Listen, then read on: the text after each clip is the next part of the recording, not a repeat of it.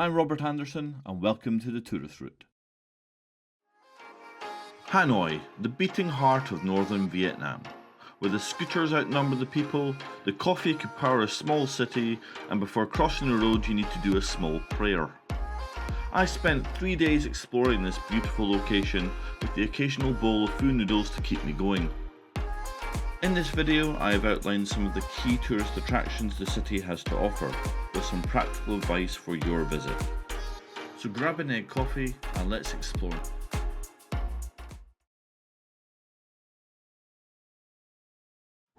Tucked away on a tiny island in Hanoi's West Lake, Tran Quoc Pagoda is Vietnam's oldest Buddhist temple.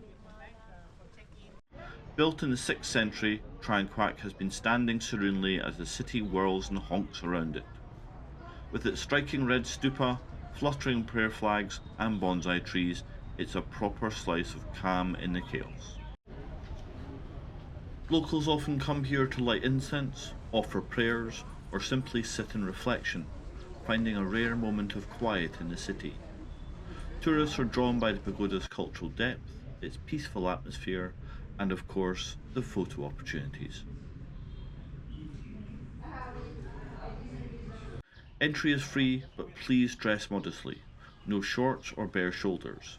Speak softly and take a moment to really absorb the calm. Vietnam is a communist country and as such has a grand national stage, Ba Dinh Square, where Vietnam declared independence in 1945 from the French. Used for national celebrations and parades, it's grand, green, grey and exceptionally tidy. It's also home to the Ho Chi Minh Mausoleum, where Uncle Ho lies in state in his brutalist final resting place, something he didn't actually want. The area is very formal and full of uniformed guards who don't mess about. So yes, take in the history, but be respectful. There is also a badge check before you enter the area.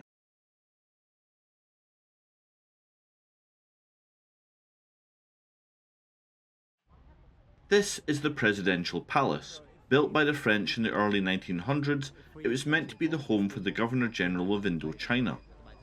When Ho Chi Minh took over, he was offered the palace, but in classic Uncle Ho fashion, he politely declined. Instead of living like royalty, he used it for official meetings and decided to build himself something a little bit more modest.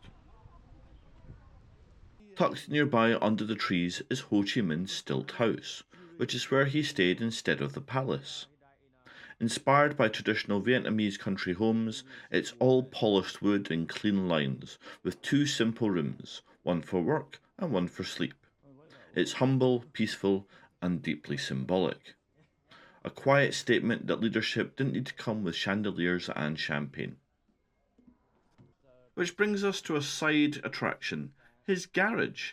Yes, Uncle Ho had a soft spot for classic cars, though he famously didn't drive. There's a small but shiny collection of vintage Soviet gifts here, still looking like new. From there, you follow a winding path through the palace gardens, surprisingly tranquil, especially considering that you're in the centre of Hanoi. The grounds are dotted with mango trees, lotus ponds, and of course, tourists.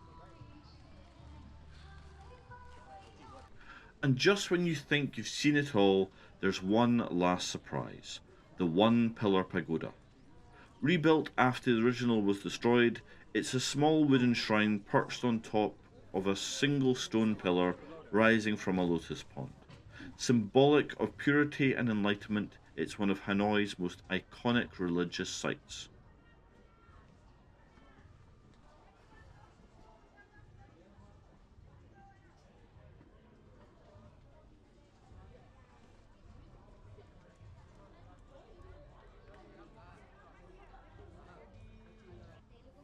And just beside the One Pillar Pagoda, you'll find Dien Huu Temple, the larger, often overlooked neighbour in this spiritual little corner. It dates back to the 11th century, making it older than most countries, and it's still an active place of worship today. Step inside and you'll catch the scent of incense, the colourful and busy decor, and maybe, if you're lucky, a moment of calm.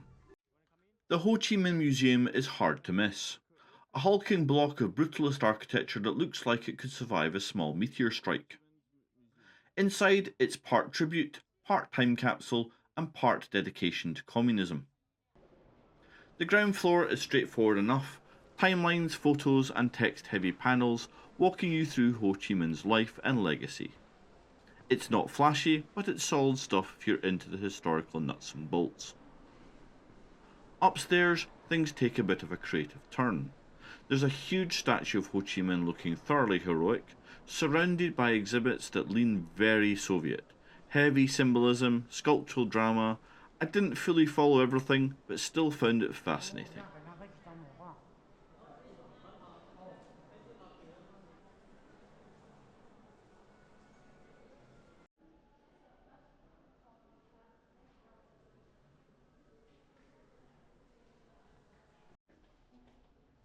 In all, it's definitely worth a visit. The B52 Victory Museum is the little guy showing how they beat the big guy.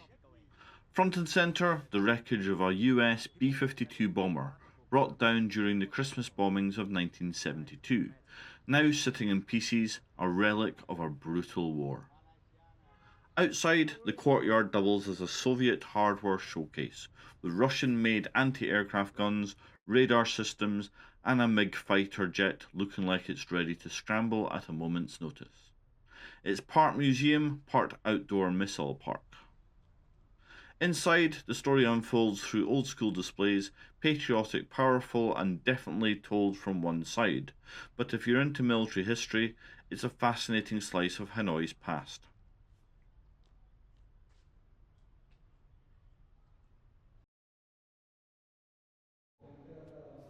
Ha Lo prison sounds peaceful, but it translates as fiery furnace. Originally built by the French to hold Vietnamese political prisoners, it was a grim, overcrowded place with shackles, guillotines, and hardly any natural light. One of the most striking displays tells the story of an attempted escape, prisoners digging their way through a drain system, trying to crawl their way to freedom through this gap. 3 made it. During the Vietnam War, it was known as the Hanoi Hilton, where captured American pilots were held. The museum touches on this, although accounts between the sides may differ. It's sobering, yes, but truthfully, a bit repetitive. If you're short on time, this one might be one you can miss. Train Street, where the line between charming local life and "is this safe" gets very, very thin. A working railway track runs straight through a narrow alley, lined with bars, cafes, homes, and tourists.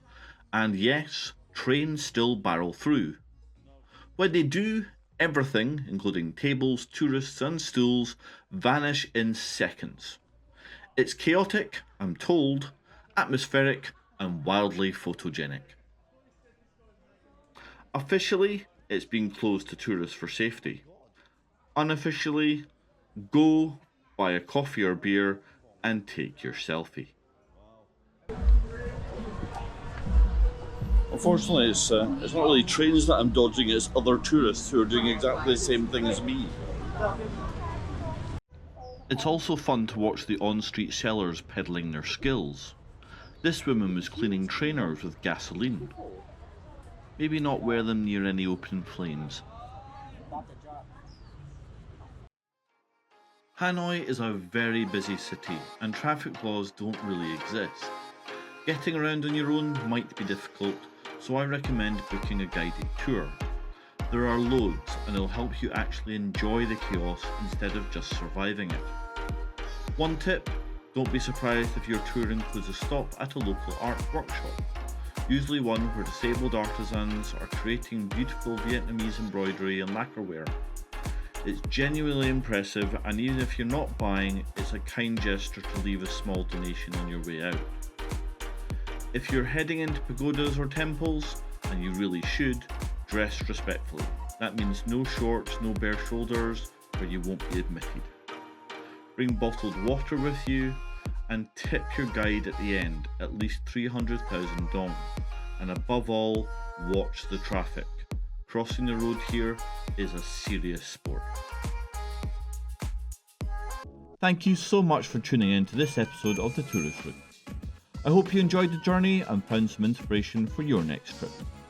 If you liked what you watched, please give me a thumbs up and don't forget to share and hit that subscribe button so you don't miss more travel adventures coming to this channel.